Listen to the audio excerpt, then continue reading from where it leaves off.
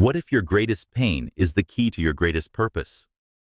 We begin in ancient Israel, during the era of the Judges, a volatile time about to be transformed by one woman's solitary agony. Our story centers on Hannah, the beloved wife of Elkanah. Despite her husband's deep affection symbolized by his gift of a double portion of sacrifice, Hannah carried a profound burden. She was barren. In her world, this was not a quiet sorrow. It was a loud public shame interpreted as divine disfavor. This personal tragedy was relentlessly exploited by Elkanah's second wife Peninnah, who was fertile.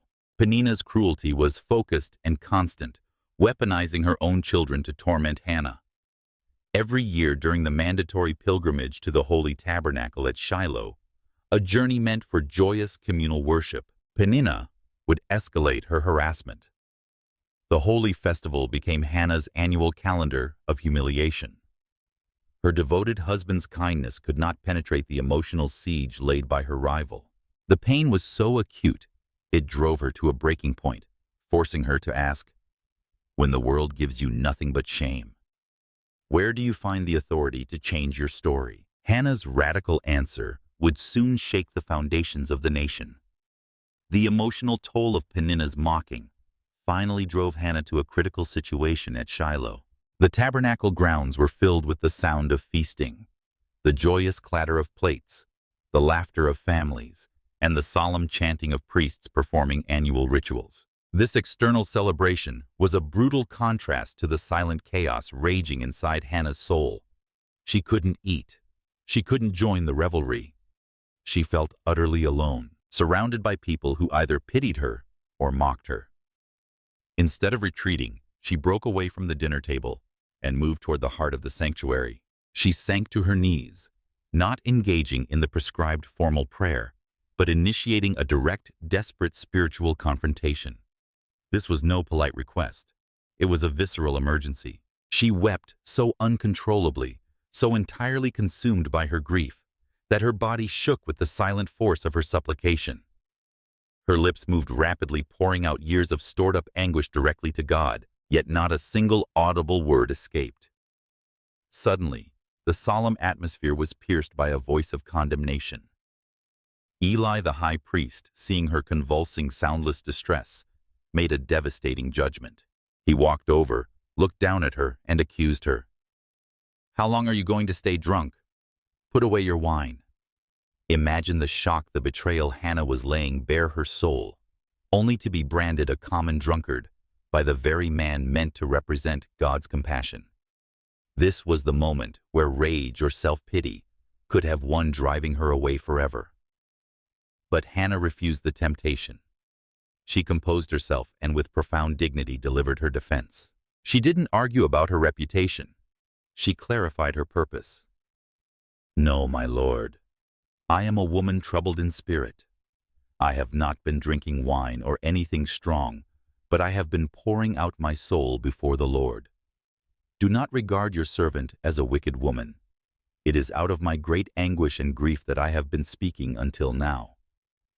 Her sincerity was so transparent, her pain so raw, that it instantly shattered Eli's cynicism. The high priest, suddenly awakened to the reality of her fervent devotion, quickly shifted his authority from judgment to blessing.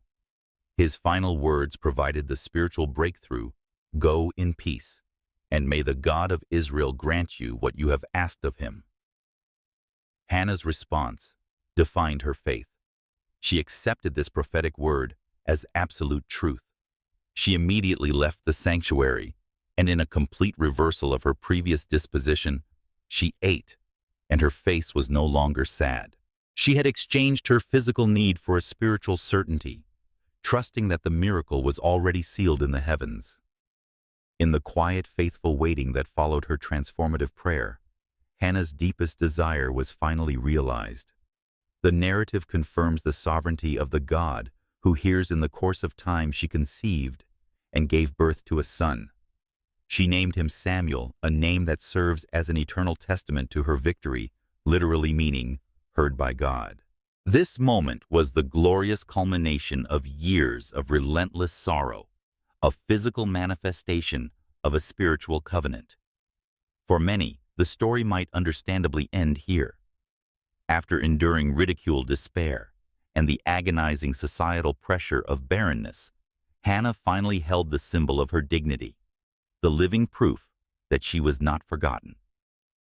Holding Samuel, her miracle child, represented the end of her shame and the definitive defeat of Peninnah's cruel mockery. Any mother in her position would be justified in dedicating her entire life to cherishing, protecting, and perhaps even spoiling this precious, hard-won gift. She had fought a spiritual war to possess him. Surely she was now entitled to keep him. Yet this is precisely where Hannah's story pivots from a simple narrative of blessing into a profound, life-altering lesson on absolute surrender. Hannah was a woman who understood the sanctity of a vow. When she was at her lowest, she hadn't just asked for a child. She had explicitly promised to give that child back to the Lord for his lifetime service as a Nazirite, a commitment that entailed lifelong separation and devotion to the tabernacle. Keeping this vow required a monumental second sacrifice, one perhaps even more painful than her years of barrenness. Imagine the depth of her love for this child, the joy of watching him grow past infancy. Then came the moment, the time to fulfill the promise. Hannah did not waver. She did not rationalize, negotiate, or delay. She did not seek counsel on whether raising Samuel at home could constitute serving the Lord. Her obedience was immediate and unwavering, even when it cost her the most precious thing in her life. She journeyed back to Shiloh, not with an empty prayer request, but with her precious son, accompanied by the necessary offering of a 3-year-old bull flour and wine. She presented Samuel to Eli the high priest with a statement that resonates across centuries. "I am the woman who stood here beside you, praying to the Lord. I prayed for this child, and the Lord has granted me what I asked of him. So now I give him to the Lord. For his whole life, he will be given over to the Lord." This act of dedication is the true climax of her faith journey. It was a willful, costly choice to prioritize the giver over the gift. The depth of her commitment is almost unfathomable. She voluntarily surrendered her miracle, her redemption, and the very thing that silenced her rival, choosing instead to honor her covenant with God. She could have reasoned that her duty was to raise the boy herself, but she chose radical obedience. She chose a future where she would only see her son once a year when she visited Shiloh to bring him a new small robe. For us, this serves as a stunning challenge. What miracle or blessing have we held on to so tightly that we have forgotten the vow we made in the dark? Hannah's willingness to surrender.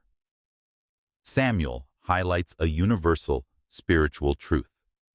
True blessing is not in the possession of the gift, but in the faithful release of that gift back to the sovereign purposes of God. By dedicating her son, Hannah transcended mere motherhood. She actively participated in the launching of a prophetic ministry. Hannah's radical act of surrender, handing over her long-awaited miracle child to Eli, did not result in silence or abandonment. Instead, it ushered in a period of unprecedented divine exaltation. The God who heard her desperate prayer now honored her profound obedience. The immediate response of Hannah was not grief, but a burst of uncontainable joy and gratitude captured in one of the most powerful hymns of faith recorded in Scripture, Hannah's Song. This song, found in 1 Samuel chapter 2, is far more than a simple thank you note for a baby. It is a magnificent theological manifesto. It goes beyond her personal story to proclaim universal truths about God's character, power, and justice. In her song, Hannah celebrates God's sovereignty, declaring that the Lord brings death and makes alive. He brings down to the grave and raises up. She recognizes that all human circumstance is ultimately under God's supreme command. This perspective shift is vital. Having moved from focusing on her personal lack to trusting in God's cosmic control, she found unwavering stability. She joyfully announces that the bows of the mighty are broken, but the feeble are armed with strength. This is a profound statement of divine justice, celebrating God's active role in reversing human fortune, lifting up the humble like herself, and bringing down the proud like her rival Peninnah. This theme of divine reversal is so critical and timeless that Hannah's hymn serves as a literary and spiritual precursor to the Magnificat Mary's song of praise upon conceiving Jesus, further linking Hannah's personal victory to the grand arc of salvation history. Crucially, Hannah's faithfulness and willingness to release her first blessing were rewarded with an extraordinary multiplication of blessings. The story does not end with her heartbreak. It culminates in overwhelming fruitfulness. God, who is never outdone in generosity, blessed Hannah with 3 more sons and 2 more daughters. Her final legacy was not 1 child, but 6, a staggering total that definitively extinguished the shame of barrenness and permanently silenced her mockers. For the contemporary listener, this offers invaluable perspective on the principle of divine multiplication. What we surrender to God, He returns to us, multiplied often in forms far exceeding our original capacity to receive. We are challenged to consider, are we holding on to a single blessing out of fear, when releasing it could unlock a cascade of greater favor? Hannah's life testifies that genuine sacrifice is the pathway to profound, lasting multiplication. Her physical blessing of 6 children was the tangible evidence that her spiritual devotion was honored and that her story was fully redeemed.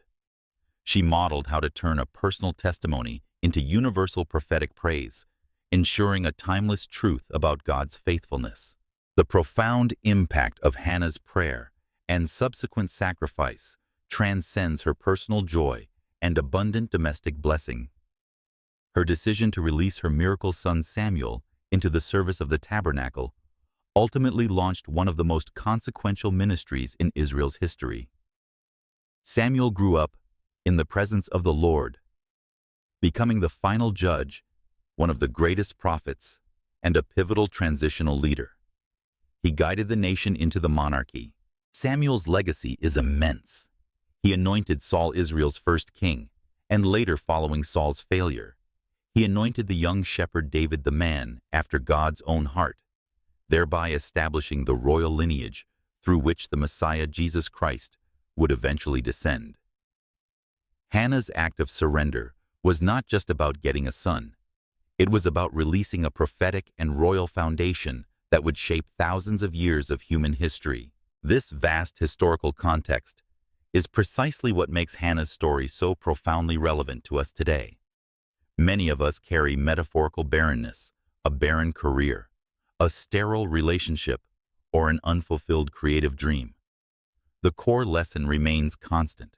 God specializes in transforming barrenness into blessing. Hannah's life teaches us that our deepest anguish is often the fertile ground from which our greatest purpose springs. The shame she carried was redeemed by the son she released. We are challenged to emulate her 3 core spiritual principles: persistence in prayer, radical surrender, and prophetic praise. For the audience seeking encouragement, remember that your current place of struggle, that silent, weeping, misunderstood moment, is not a sign of your defeat, but the prelude to your manifestation. God is not distant. He is waiting for the broken honesty of a Hannah-like prayer. He honors the surrender, rewards the trust, and uses it to fulfill a far grander purpose. God, who heard Hannah's silent plea and honored her costly vow, is the same God who sees the unspoken ache in your soul. Her story reminds us that transformation often begins not in the moment of victory, but in the moment of complete vulnerability. When Hannah stood at the altar, misunderstood and weeping, she was unknowingly standing at the gateway of destiny, not just for herself, but for an entire nation. Her private anguish gave birth to public impact. Her obedience unlocked prophetic leadership. Her surrender rewrote the spiritual future of Israel. This is why Hannah's journey matters. It is not a story of barrenness alone, but a story of breakthrough born through brutal honesty with God. It calls us to confront our own places of silent suffering with courage, not shame, to name the ache, to bring it to the sanctuary, and to trust that the God who exchanges ashes for beauty still moves in response to surrendered prayers. The same way Hannah's whispered words sparked national transformation, our hidden obedience may be the seed of something far greater than we imagine. So ask yourself, what have you been holding back? What promise did you make in the night that fear is keeping you from fulfilling? Is there a Samuel in your life? Some answered prayer that God is inviting you to release back into His hands for a purpose bigger than your comfort. Don't let fear make you a keeper when God is calling you to be a releaser. Like Hannah, you may find that the moment you let go is the moment legacy begins. The legacy of Hannah endures because she refused to let pain define her. She allowed it to refine her. She turned ridicule into rejoicing, shame into song, and a personal miracle into a national movement. Her life whispers to us even now, God hears, God remembers, God honors.